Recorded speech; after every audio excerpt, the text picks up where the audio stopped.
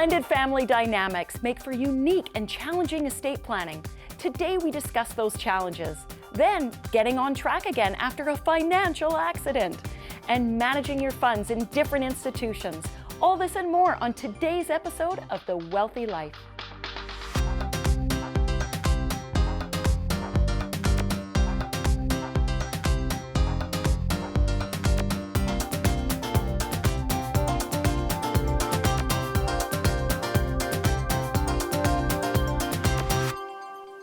Welcome to The Wealthy Life. Unique family dynamics can make estate planning challenging, especially for blended families.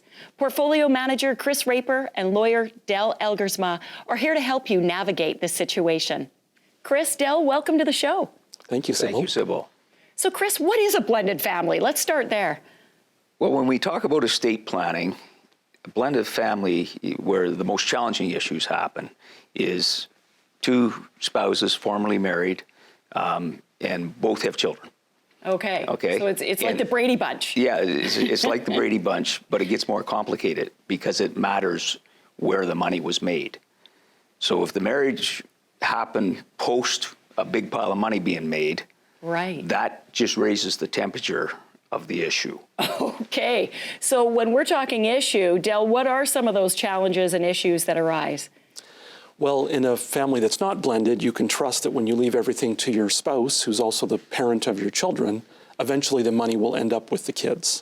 Right. That's not the case with blended families. If you leave You mean it all... you can't trust each other? Well, sometimes you can, but it's not a guarantee, so Right. you have to consider that. And you know what most people, I think, don't think about is, especially if people are young when one partner passes away, the surviving spouse is likely to get into another relationship. And that adds a whole other element and dynamic to the situation. Yeah, sure does. So what are the things that they need to think about when it comes to their finances in a blended family? What do they got to plan ahead for? Well, they need to ideally come to an agreement on how they want this to work. Yes. And there's probably 9 different strategies that are available and maybe 3 different approaches. One would be just leave everything to each other, and then we'll agree, maybe even in writing, that we're going to leave it to both sides of the family when the survivor passes. Right. Another option is to leave it to your own children, but let your spouse use the assets for the spouse's lifetime. That's a spousal trust. Right. Or maybe just do an immediate division of the assets when you die between your spouse and your kids. Okay, so there's some options to work with there, but the important thing is to plan ahead, have that conversation. Right. How do you bring up that conversation, Chris, to talk about how you want the assets to flow? First thing, we have to recognize that this is a highly emotionally charged process. Yeah. So we encourage people to sit down and enter into rules of engagement. The rules of engagement, the priority one is all progress starts with the truth. Oh, that's a good one. And the truth may be different depending upon your perspective. So the second part of it is don't take it personally. Okay. Hear the other person. So those are 2 big stepping stones to get on your way. Way easier said than done, but so Absolutely. important. And if you truly love each other and want the best outcome, you'll just do what it takes to get there. I want to talk, Dale, about the spousal trust a little bit further, because I recall a situation where a client of mine years ago, her husband had passed away and she was still very young. And a spousal trust was formed. She got to live in the house for her lifetime. However, because she was so young, there was no other financial consideration provided for her. Property taxes were super expensive, went up every year. And then she had to put a new roof on, new windows in. But why would she spend all that money on a property that's just going to go to her ex's kids at the end of the day? And the ex's kids have to wait for decades to get their inheritance. Yes. Because she's so young. Right. So it's not a good situation. It's not a great situation for younger families. What's a quick fix for that? Possibly life insurance for the kids. Yes. So they get some money immediately. Yeah. And then leave other assets to the spouse. Hey, there's a great solution. Now, there's more than just money to consider in blended families. Chris, what are some of those other things? We encourage people to recognize that there's 3 types of capital that you get to leave your heirs. There's character capital, who you are, your integrity, how you act in society. There is intellectual capital, what you know and what your skill sets are and how you contribute to society. And then finally, there's the financial capital, the money, the land, the apartment block. And everyone likes talking about the money, but wow, character and intellectual. I mean, character, that is what every parent and grandparent truly hopes they pass along to their children, is that integrity, doing what's right.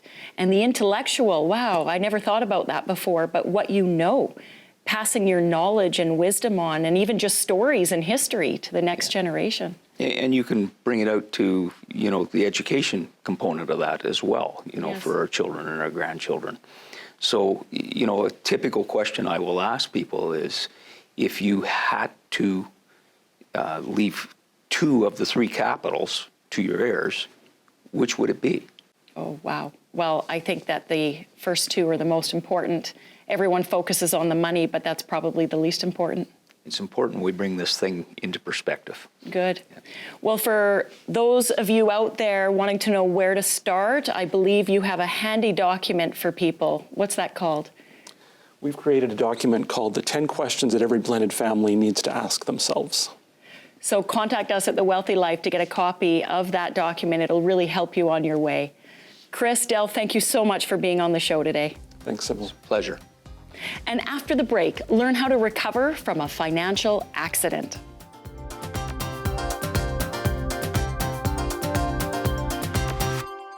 The Wealthy Life is brought to you by investment dealer Raymond James. Life well planned. See what a Raymond James advisor can do for you.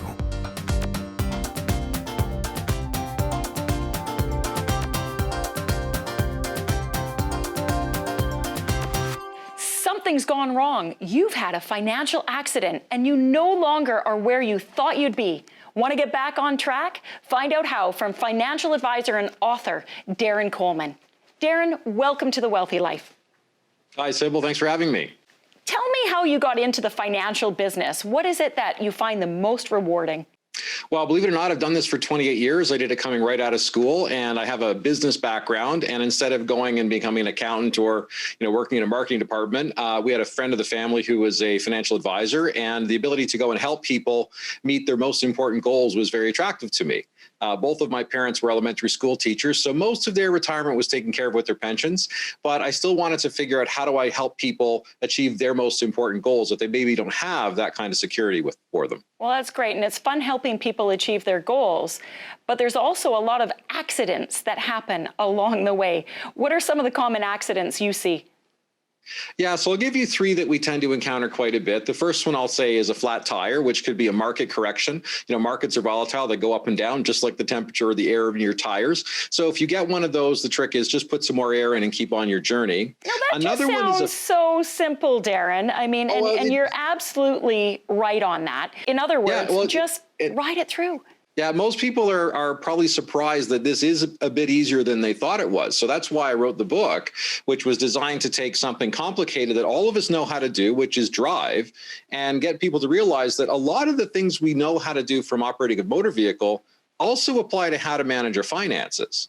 So things like a flat tire is a good metaphor for people to understand this is how you handle a market correction. Also, another one is a fender bender. Like somebody hits your car. I don't want to get into the who hit who, who's blame or shame game, but that analogy is similar to what happens if your company closes or you've lost your job. Well, let's go find another one. Let's assess the damage, figure out how to repair it, and get back on our way. Yes, and before you get into the third one, I want to pause on the fender bender for a minute. Because you think about it, in real life, if you do have a fender bender, immediately you go into a little bit of shock. And you just kind of, oh my gosh, you freeze, you don't know what to do, you feel a bit sick to your stomach, your emotions are out of whack, but then you regroup. You take notes, you call the tow truck, you maybe bring the police in if needed, you file an insurance claim, and you move on. Yeah, Sybil, you're exactly right. And I think any of us that have had a fender bender when we were learning to drive, the first time you bump into something, you're just crushed. You don't know what to do. You're in a panic. But after you've had some experience, you realize that these things happen. As long as nobody's hurt, we'll just call the insurance company, go through the process. And investing and handling money is very similar. The more experience you have, the more you realize that we need to dial our emotions out of it and just focus on actually solving the problem and moving forward again. Yeah, and you know what else? With the fender bender, everyone's got car insurance, so you know you're going to be covered. However, not everybody plans ahead for losing a job and losing their income. Right. What are some of the things they need to do to prepare for that scenario? Well, that's the thing. Sometimes you can't really prepare for these things in the specific, but I think there's some principles that we can all keep in mind. And the first thing is to remember that you're not a passenger in your own life. Like, you do have more control than you probably think. So if you do wind up having one of these financial accidents, the number one piece of advice I give people is grab the wheel. Let's look for how we can take control back. Don't just throw your hands up and go, oh no, I'm going to hit the tree. Let's remember that we probably have more control over what's going on than maybe we're giving ourselves credit for. So I think that's a very empowering message for people. It is, and people need to seize that power, and they need to take responsibility and accountability for the situation they're in. So you mentioned a third financial accident. Yeah, and this one, unfortunately, is way too common, which is people just run out of gas.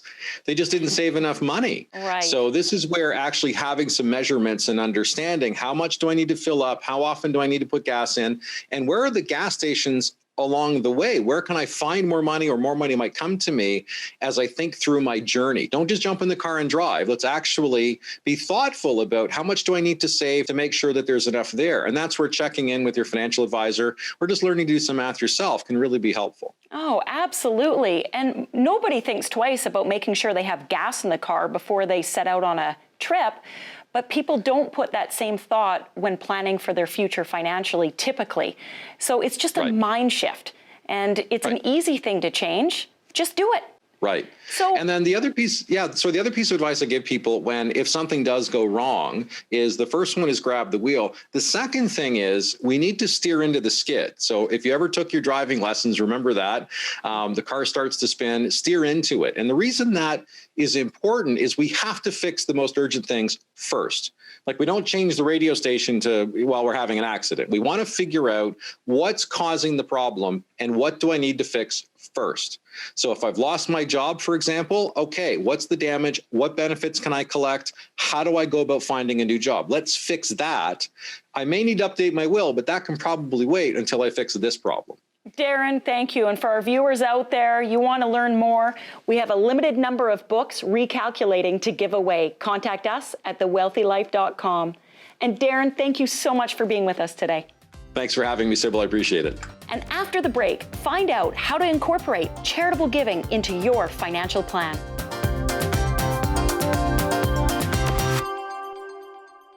The Wealthy Life is brought to you by investment dealer Raymond James. Life well planned. See what a Raymond James advisor can do for you.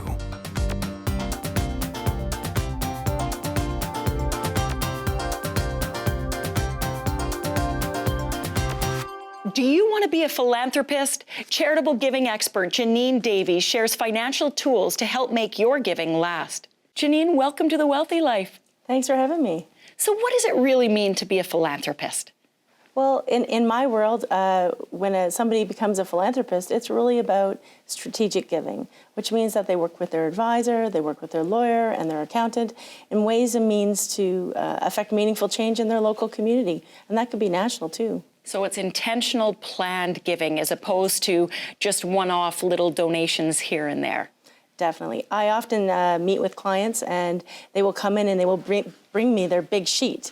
And those big sheets have sometimes 20 or 40 different charities on them. And a recent case I was looking at, those 20 or 40 charities, there was children, there was the arts, and then there was a smattering in the middle. And I looked at the clients and said, you can't say no, can you? And they're like, no, we can't, we're so afraid to. And they were little donations, $120 and $20 here and there.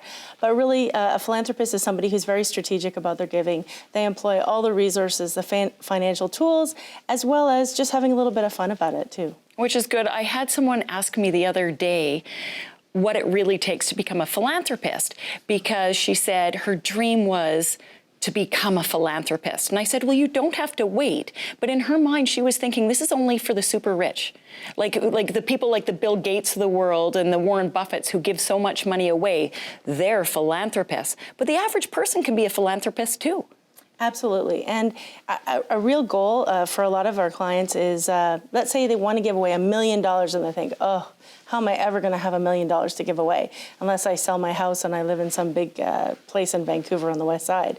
But what they can do is they can use lots of different tools that are available to them. They can use their investment portfolio, they can use insurance, they can actually find ways and means, and there are opportunities for them to give away while they're in their lifetime. So they could start a plan, just like they would save for an RSP or a RIF or a TFSA. They could start contributing to a charitable savings account, grow that money up, and then over time, they could give it out in one lump sum, or they could give it over 20 or 30 years. Okay, let's talk about that for a little bit, because I personally have set one of these up. It's called a charitable giving fund, or also known as a donor advised fund. But I think the average person doesn't know that. So let's walk them through it. Well, the marketplace is vast. There's many charitable organizations, great organizations like community foundations that run these programs, but also financial institutions have them, and they're connected to their brokerage accounts or banking accounts. And really what it is it's a one-time gift or a multiple-year gift or even a testamentary gift to this fund. They get a tax receipt for it when they make the gift, and then they got the opportunity to give away either today, tomorrow, or not until they pass. Right, and the thing I like best about it is that I have set a percentage of my income every single year that I want to donate to causes I believe in. But rather than giving it to the causes right away that year, I put it into this fund. And at the end of the year, one extra tax advantage tip, but in Canada, if you donate your shares in kind to charity or your own charitable fund, you don't pay capital gains tax. Yeah, and that couple I was talking about that had 40 different clients or 40 different charities that they gave to, now they're only dealing with one tax receipt because the money comes into their donor advised fund, and then we give out on their behalf. They only get one tax receipt for that, so it's way easier on the bookkeeping. It's also easier to say no, and I think a big part about being a philanthropist is being intentional on what causes you want to support. It doesn't mean you can't deviate, but picking what is really important to you. So when you get those one-off asks from everybody else, you can say, you know what, that doesn't really align with my strategy for giving. I run everything through my charitable giving account, and you can say no. Yeah, oftentimes clients use me as that wall. Well, you'll have to speak to my executive director, and then I tell them, you know, the vision, the mission, the values for this particular fund is X, Y, or Z. They only support disadvantaged youth or healthcare, and those are their purpose. So it gives them a little bit of cushion, and then they're actually able to bring their families in, work together. Oftentimes our clients have family meetings, and they do it at Christmas or they do it at Thanksgiving, and they talk about, you know, Bobby and Susie, where would they like to give this year, and Grandma and Grandpa and Mom and Dad. So it really becomes a family affair, and I think that's the key in being a philanthropist. It's not just about you, it's about your kids, the next generation, your family and friends, and oftentimes bringing your friends into the loop as well. We often see that we'll have an individual set up their own charitable giving fund. I have one client now, and then her husband, he set up one, and now the grandma has one, and the cousin has one, and they all want to be their own philanthropist, and that's okay. And it's great, and it's inspiring when you speak to one another and everybody wants to give, and you can compare notes, or you can even form a group together and start a cause together to support. Yeah, we're also dealing with a lot of corporations. So that small to mid-sized enterprise that has 50 to 100 individuals, maybe as employees, and they can also have an opportunity to give there. Well, that's great. Well, the first place to start when becoming a philanthropist is setting a strategy. And we have a personal giving strategy guide for our viewers. Contact us at The Wealthy Life. Janine, thanks for being on the show. Great, thanks for having me. Is your money safe? When we return, learn about CDIC insurance.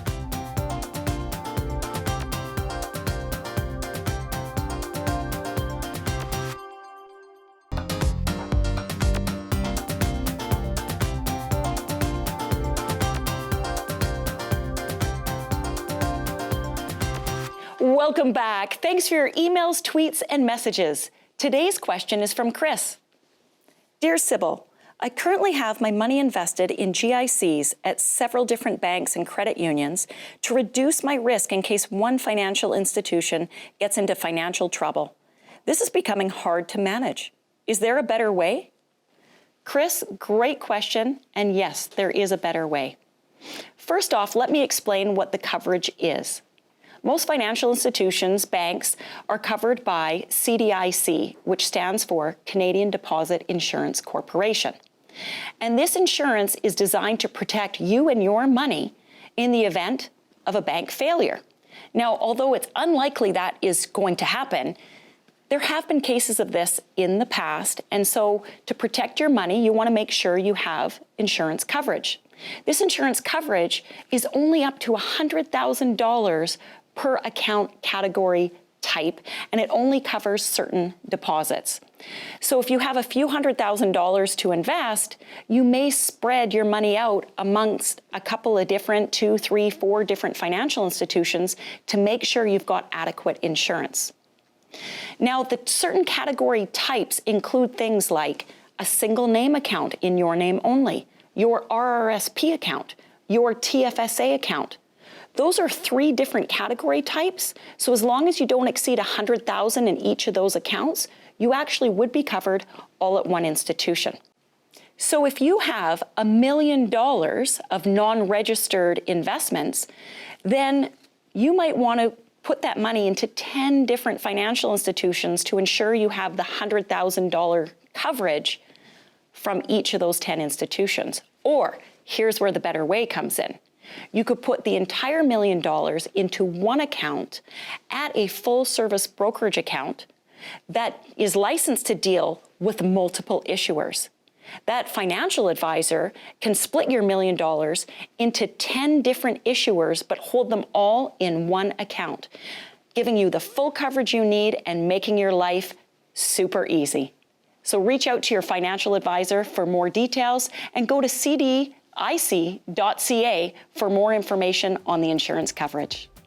And that wraps up this edition of The Wealthy Life, helping you make smart financial decisions.